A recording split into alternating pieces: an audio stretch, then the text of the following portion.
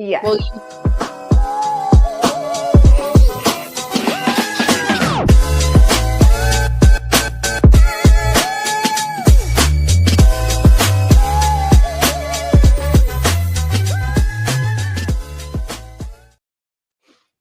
Good morning, everyone. I'm so excited to be here after Easter. I don't know if anyone else has this, but like my kids get Good Friday off and then they also get the following Monday off. So if any little kids come running in here saying, Mom, it's just because it's Monday.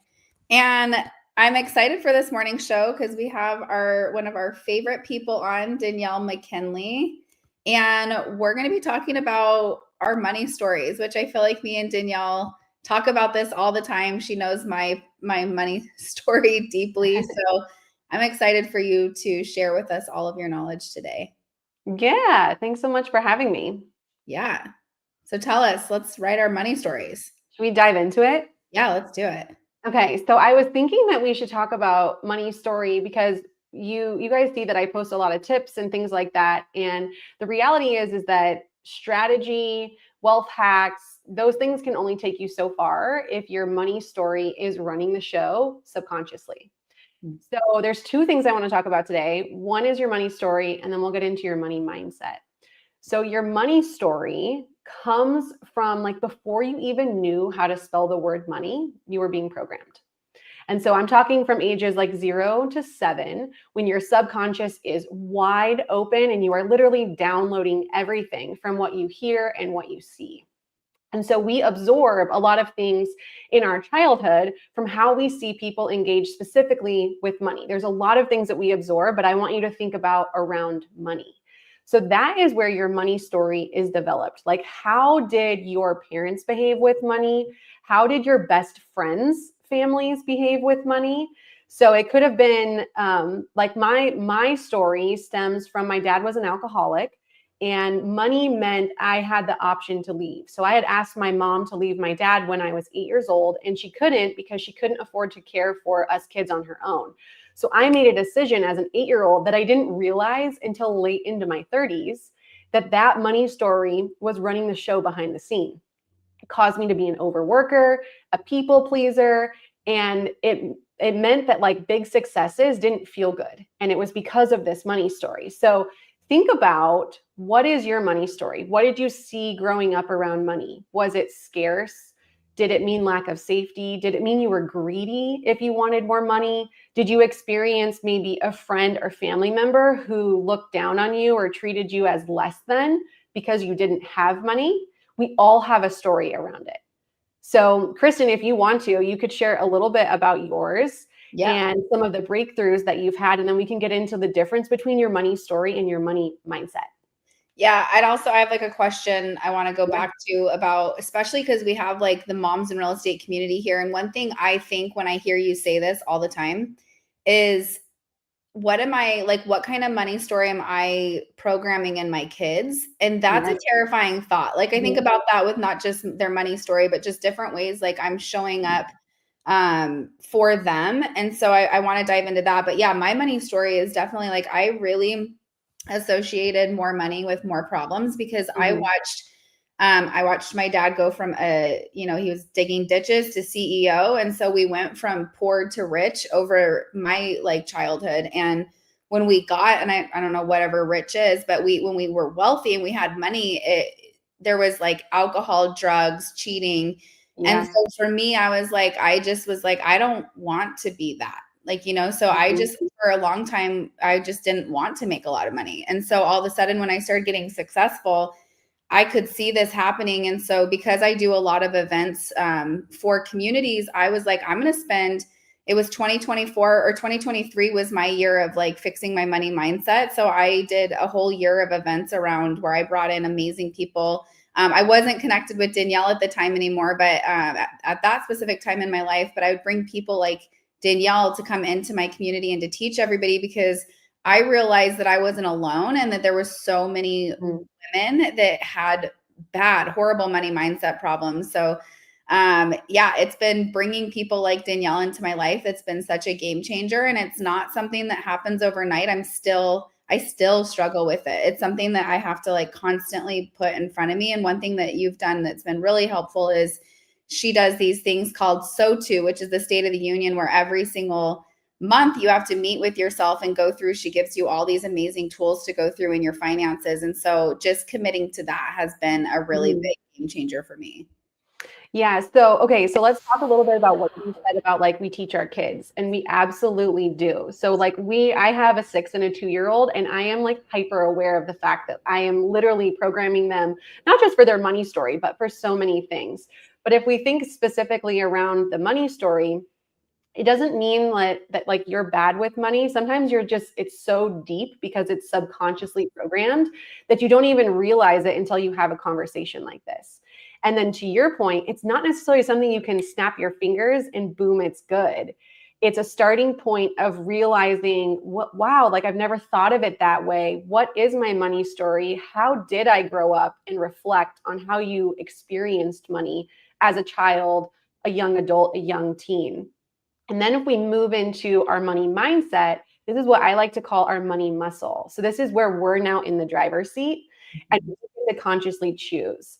So your money story, although not your fault, especially if it was a rough one, like you and I both have pretty rough money stories, it is your responsibility to change. If you want the you know you're meant to be, that you feel deep in your soul, you're like, I am here for more.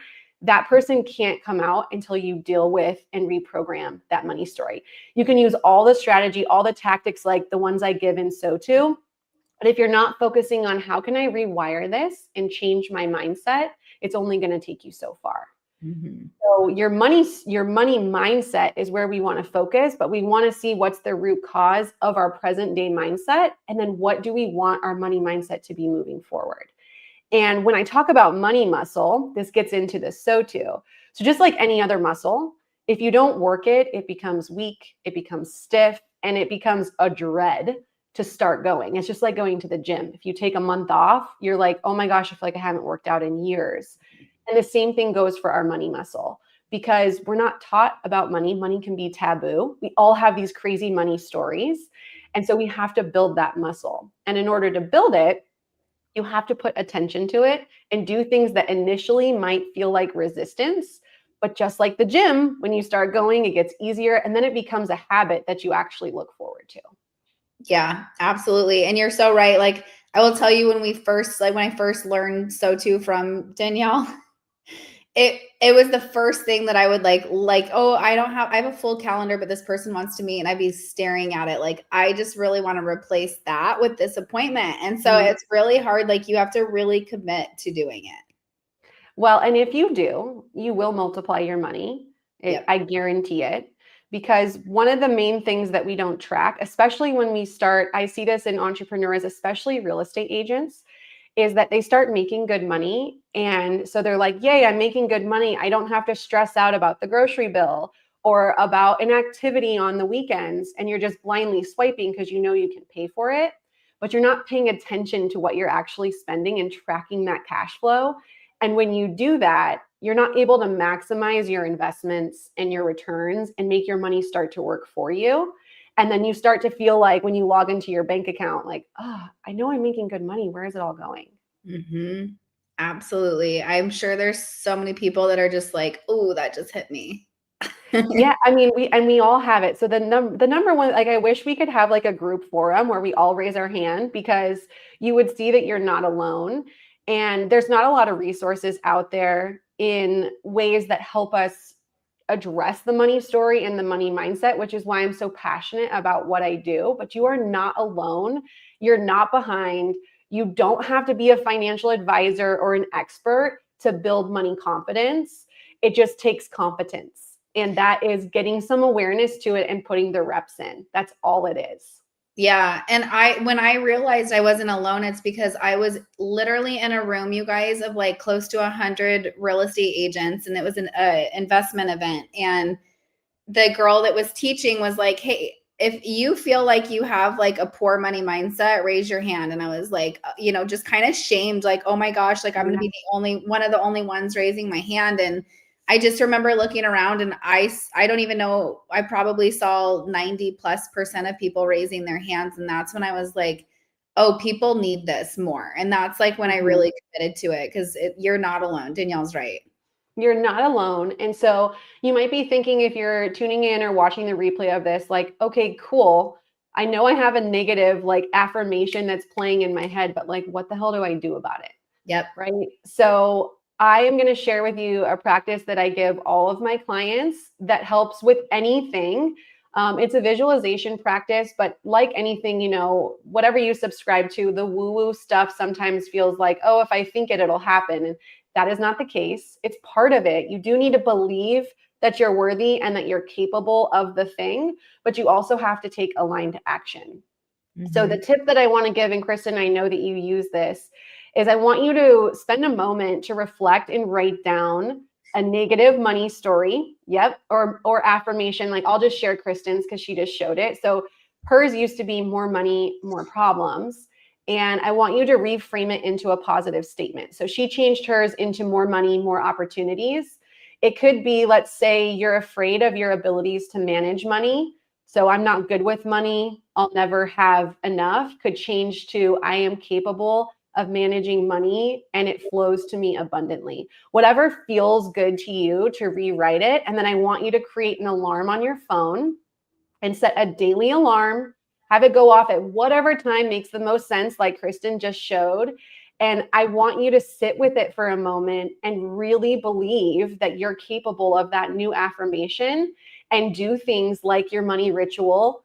Do a so-to. If you don't know what that is, reach out to me. I would love to give you the tools and give you the resources to start building that money competence. But this affirmation, you'll already start to feel a difference when you're seeing that in your face every day. Yeah. And one thing, I don't know if you guys caught this, you can actually name your alarms. I realized that when Danielle taught this class, I was like, I had no idea that I could name alarms. So every day at 7:05, I don't even know why it's at 7:05, but that alarm goes off and it says more money, more opportunities. So every day that's like going into my brain. So, and that could be like, I mean, when I found that out, even just seeing that every day, like what that does to me is so great. So it could be a prayer. It could be my favorite number is 3. And so my affirmation goes off at 333, 333.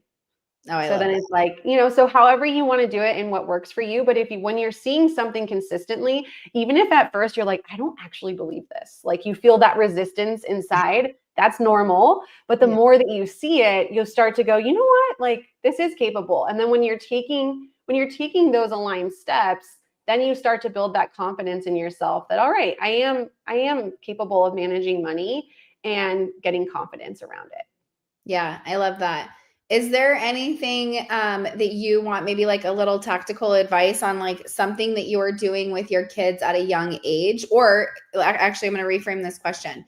Yeah. What if you feel like, oh my gosh, my kids are older than 7 and they've already downloaded a bunch of my crap? Is it too late? What can you do for them? No, it is never too late to rewrite your money story. The first step is building awareness to it. So I would have a chat with your kids and just simply ask them, like, what are your feelings towards money? What does money mean to you? Have you noticed anything that I've done around money that stands out to you? And see what they say. And kids, they have no filters. So they're like literally the best people to ask advice from or to ask for feedback, because they are going to shoot you straight. They haven't developed that, like, oh, I don't want to hurt their feelings. You know, if they're in their like early teens and younger age, but it is never too late to ask. And then to share what I just shared with you. So if you do end up having a tough conversation, like my mom knows where my money story came from. That wasn't an easy thing to share with her, that, hey, I learned through deep work that when I asked you at 8 years old to leave dad and you couldn't, that shaped my whole feelings around money, how I show up for work. It shapes how you spend, save, lead. There's so much to it.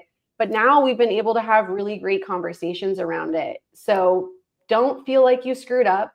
We are all doing our best. This is the human experience and there's no playbook to it. Just start with a conversation. Yeah, I love that. Thank you so much. And if people are like, wait, I need that so too, we will post Danielle's contact information in the Facebook group, and you guys can definitely reach out to her. But even on Instagram, go ahead and message her. Maybe tell her your favorite takeaways, anything like that. So Danielle, what's your Instagram handle for them to go follow? Yeah, you can find me at Life by Danielle. It's _ Life by Danielle on Instagram. I love connecting, especially about like money stuff and helping like any takeaways, sharing your wins. Tag me when your alarm goes off. I want to be your money bestie. Yes, awesome. Thank you guys. Have a great Monday, everyone. Thank you.